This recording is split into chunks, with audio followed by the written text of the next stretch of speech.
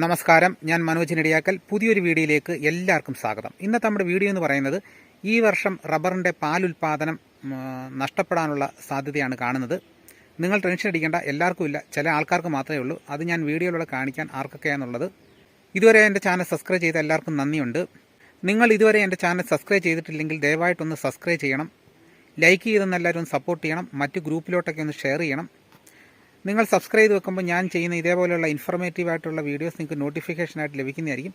അപ്പോൾ നമുക്ക് ഒട്ടും സമയം കളയാതെ വീഡിയോയിലോട്ട് കിടക്കാം.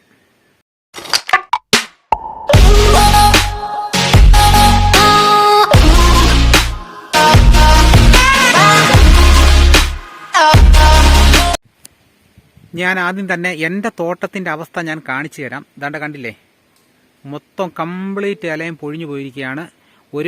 ചില മരത്തിൻ്റെ ഒന്നും ഒരു ഇല പോലും ഇല്ലാതെ തീർത്തും പൊഴിഞ്ഞു പോയിരിക്കുകയാണ്. കണ്ടില്ലേ, ഇപ്പം ഇല പൊഴിഞ്ഞു പോയിട്ട് വീണ്ടും ഇല തളുക്കുന്നുണ്ട്. ചില മരത്തിനൊക്കെ തളുക്കുന്നുണ്ട്. അപ്പം ഞാൻ ഈ വർഷം നിങ്ങളോട് പറഞ്ഞിരുന്നു, ഈ വർഷം പാലുൽപാദനം വർദ്ധിക്കുമെന്ന് പറഞ്ഞിരുന്നു ഫെബ്രുവരി മാർച്ച് മാസങ്ങളിൽ. കാരണം ഈ വർഷം നല്ല ഉണക്കമായതുകൊണ്ട് റബ്ബറിൻ്റെ ഇലയൊക്കെ നല്ല രീതിയിൽ വന്നു, എല്ലാ വർഷത്തേനേക്കായും. സാധാരണ എല്ലാ വർഷങ്ങളിലും ഇല വരുമ്പം പകുതി ഇല അങ്ങ് നഷ്ടപ്പെട്ടു പോകും, പകുതി ഇല മാത്രമേ നമുക്ക് കിട്ടുകയുള്ളായിരുന്നു. പക്ഷേ ഈ വർഷം അതിൽ നിന്നെല്ലാം വിപരീതമായിട്ട് ഈ വർഷം നല്ലതുപോലെ ഒരില പോലും കേടുവരാതെ എല്ലാ ഇലവും നല്ലതായിട്ട് വരികയും ചെയ്ത്. അപ്പം നമുക്കൊരു പ്രതീക്ഷയുണ്ടായിരുന്നു, നമുക്ക് ഈ വർഷം നല്ല പാലുൽപാദനം കിട്ടുമെന്നുള്ളൊരു പ്രതീക്ഷ ഉണ്ടായിരുന്നു. പക്ഷേ ആ പ്രതീക്ഷകളെല്ലാം തകിടം മറിച്ചുകൊണ്ടാണ് ഇപ്പോൾ ഇങ്ങനെ സംഭവിച്ചിരിക്കുന്നത്. അപ്പോൾ എല്ലാവർക്കും ഇല്ല, ചില തോട്ടങ്ങളിൽ മാത്രമേ ഉള്ളൂ. ഇപ്പോൾ എൻ്റെ തോട്ടത്തിൻ്റെ അവസ്ഥയാണ് ഞാൻ കാണിച്ചിരിക്കുന്നത്. ഇപ്പം എൻ്റെ തോട്ടത്തിൻ്റെ മാത്രമല്ല, ഇവിടെ ഈ പ്രദേശത്തുള്ള എല്ലാവർക്കും ഇങ്ങനെ തന്നെയാണ്. പക്ഷേ മറ്റ് ദൂര സ്ഥലങ്ങളിലോട്ടൊക്കെ പോയി കഴിഞ്ഞ് കഴിഞ്ഞാൽ, ഇവിടുന്ന് ഒരു 10 കിലോമീറ്ററിന് അപ്പുറത്തോട്ടൊക്കെ പോയി കഴിഞ്ഞ് കഴിഞ്ഞാൽ അവിടെങ്ങും ഈ പ്രശ്നങ്ങളൊന്നും കാണുന്നില്ല. ഇല പൊഴിച്ചിലില്ല, മരം ഒടിച്ചിലില്ല. അപ്പോൾ അങ്ങനെ ഉള്ള തോട്ടക്കാർ ഭാഗ്യവാന്മാരെന്ന് വേണേൽ പറയാം. കാരണം എന്ന് പറയുമ്പം ഈ വർഷം നമുക്ക് റബ്ബറിന് വില കൂടുതലുണ്ട്. അപ്പോൾ ഈ വില കൂടി കിടക്കുന്ന സമയത്ത് നമുക്ക് ഉൽപ്പാദനം കൂടുതലാണെങ്കിൽ നമുക്ക് വരുമാനം ഇരട്ടിയാകും. ഇപ്പം ഈ വർഷം എന്നെ സംബന്ധിച്ച് പറയുകയാണെന്നുണ്ടെങ്കിൽ, ഇപ്പം കഴിഞ്ഞ വർഷം എത്രയാണ് പാല് കിട്ടിക്കൊണ്ടിരുന്നത് അതിൻ്റെ പകുതി പാല് മാത്രമേ ഇപ്പോൾ എനിക്ക് കിട്ടുന്നേ. അപ്പം പകുതി ആദായം കുറഞ്ഞിരിക്കുകയാണ്. അപ്പം ഈ വില കൂടിയെന്ന് പറഞ്ഞതുകൊണ്ടുള്ള പ്രയോജനം എന്നെപ്പോലുള്ള കർഷകർക്ക് കിട്ടില്ല. അപ്പോൾ കഴിഞ്ഞ വർഷങ്ങളിൽ ഇങ്ങനൊരു കാലാവസ്ഥ വ്യതിയാനം ഇല്ലാത്തത് കൊണ്ട് നമുക്ക് പാല് കൂടുതൽ കഴിഞ്ഞ വർഷങ്ങളിൽ ഉണ്ടായിരുന്നു. റബ്ബറിന് ഇല ഉണക്കത്തൊക്കെ പോയി എങ്കിലും മഴയത്ത് ഇലകൾ കൂടുതലായിട്ട് പൊഴിഞ്ഞു പോയില്ലായിരുന്നു. അപ്പം നമുക്ക് കഴിഞ്ഞ വർഷങ്ങളിലൊക്കെ നമുക്ക് പാലുൽപാദനം കൂടുതൽ ഉണ്ടായിരുന്നു, വില റബ്ബറിന് കുറവായിരുന്നെങ്കിലും. ഇപ്പോൾ ഈ റബ്ബറൊക്കെ നോക്കിക്കഴിഞ്ഞ് കഴിഞ്ഞാൽ ജനുവരിയിലുള്ള ആ രീതിയിലാണ്, ജനുവരി മാസത്തിൽ റബ്ബർ മരം നിൽക്കുന്ന രീതിയിലാണ് ഈ റബ്ബർ മരങ്ങളൊക്കെ ഇവിടെ നിൽക്കുന്നത്. ഒരില പോലും ഇല്ല.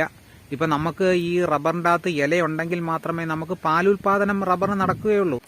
നമുക്ക് സാധാരണഗതി പറഞ്ഞു കഴിഞ്ഞാൽ നമ്മുടെ ഈ റബ്ബറിൻ്റെ വേര് വളവും ജലവും എല്ലാം പിടിച്ചെടുത്ത് നേരെ അതിൻ്റെ റബ്ബറിൻ്റെ ഇലയിൽ പോയിട്ട് അവിടെ നിന്ന് തിരിച്ചാണ് നമുക്ക് പാലുൽപാദനമായിട്ട് തിരിച്ചു വരുന്നത്. അപ്പം നമുക്ക് ഇതിൻ്റെ ഈ ഏറ്റവും പ്രധാനപ്പെട്ട റബ്ബറിൻ്റെ ഒരു ഘടകമാണ് ഇലയെന്ന് പറയുന്നത്. ആ ഇലയില്ലാത്ത ഒരു ഇതെന്ന് പറയുമ്പോൾ ഒട്ടും പാല് കാണത്തില്ല. ഇപ്പം അത് കൂടാതാണ്ട് ഇപ്പോൾ ഈ റബ്ബർ മരത്തിൻ്റെ ഒക്കെ പൂർണ്ണമായിട്ടും പൊഴിഞ്ഞു പോയതിനൊക്കെ ചെറുതായിട്ട് തളുത്ത് തുടങ്ങിയതുകൊണ്ട് ഈ തളുക്കുന്ന അവസരത്തിൽ നമുക്ക് പാല് റബ്ബർ മരം പട്ടയിലോട്ട് വിട്ടു തരികയില്ല. അത് മുകളിലോട്ട് ഉള്ള പാല് മൊത്തം മുകളിലോട്ട് വലിച്ചെടുക്കുന്ന ഒരു അവസ്ഥയാണ് ഉള്ളത്.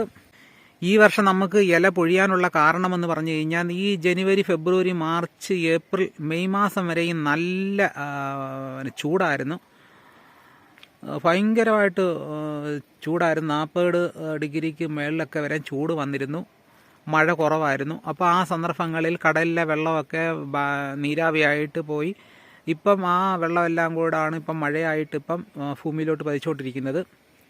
അങ്ങനെയാണ് ഈ മഴ കൂടാനുള്ള കാരണം. ഇങ്ങനെ ഇത്രയും മഴ കൂടിയതുകൊണ്ടാണ് ഇലയ്ക്ക് കേട് വന്ന് ഇതിങ്ങനെ പൊഴിഞ്ഞു പോയിരിക്കുന്നത്. പക്ഷേ 414 സംബന്ധിച്ച് പറയുകയാണെന്നുണ്ടെങ്കിൽ അതിന് ഇല ഇങ്ങനെ പൊഴിച്ചിൽ രോഗം വളരെ കുറവാണ്.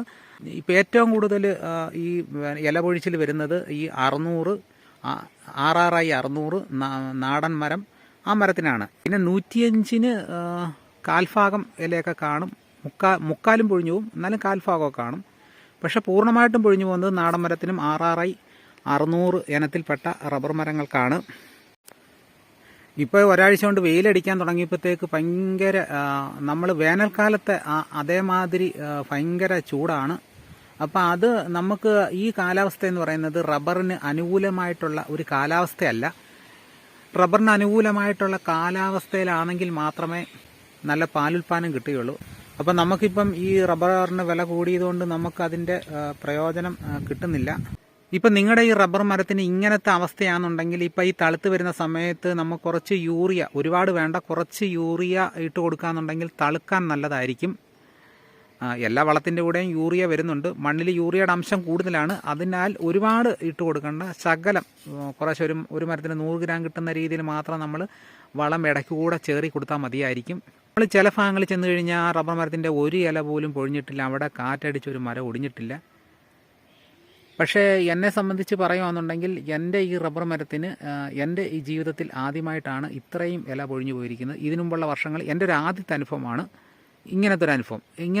എൻ്റെ ഒരു ആദ്യത്തെ അനുഭവമാണ്. ഇതിനു മുമ്പ് എനിക്ക് ഇങ്ങനെ ഒരു അനുഭവം വന്നിട്ടില്ല. ഇങ്ങനെ ഇത്രയും ഇല പൊഴിഞ്ഞു പോയിട്ടില്ല. നേരത്തെ ഇല പൊഴിച്ചിലുണ്ടായിരുന്നെങ്കിലും കുറച്ച് പകുതി ഇലയൊക്കെ പോകത്തുള്ളായിരുന്നു, എന്നാലും പകുതി ഇല കാണുമായിരുന്നു. എൻ്റെ ഈ തോട്ടത്തിൽ ഈ വർഷം വളരെ പാലുൽപാദനം വളരെ കുറവായിരിക്കും. വിലയിലുള്ള ഗുണങ്ങൾ എനിക്ക് കിട്ടുകയില്ല. ഇതാണ്ട് ഈ തോട്ടം എന്ന് പറഞ്ഞാൽ എൻ്റെ തോട്ടത്തിൽ നിന്ന് ഒരു 10 കിലോമീറ്റർ ദൂരെയുള്ള തോട്ടമാണ്. അതാണ്ട് ഇവിടുത്തെ റബ്ബർ മരത്തിൻ്റെ ഒരു ഇല പോലും പൊഴിഞ്ഞിട്ടില്ല. കണ്ടില്ലേ? നമ്മുടെ ഈ റബ്ബർ മരത്തിന് നല്ല പാലുൽപാദനം കിട്ടണമെന്നുണ്ടെങ്കിൽ നമ്മുടെ റബ്ബർ മരത്തിന് നല്ല ഇല വേണം, നല്ല പടൽ വേണം. അങ്ങനെ നിൽക്കുന്ന മരങ്ങൾക്കാണ് ഏറ്റവും കൂടുതൽ പാല് കിട്ടുന്നത്. അപ്പോൾ നിങ്ങൾക്ക് കൂടുതൽ കാര്യങ്ങൾ മനസ്സിലായി കാണുമെന്ന് ഞാൻ വിശ്വസിക്കുന്നു. അപ്പോൾ ഇതോടുകൂടി എൻ്റെ വീഡിയോ പൂർണ്ണമാകുന്നു. ഇനി ആരെങ്കിലും ചാനൽ സബ്സ്ക്രൈബ് ചെയ്യണമെങ്കിൽ ദയവായിട്ട് സബ്സ്ക്രൈബ് ചെയ്യണം. മറ്റൊരു വീഡിയോ ആയിട്ട് ഉടനെ എത്താം. എല്ലാവർക്കും നന്ദി.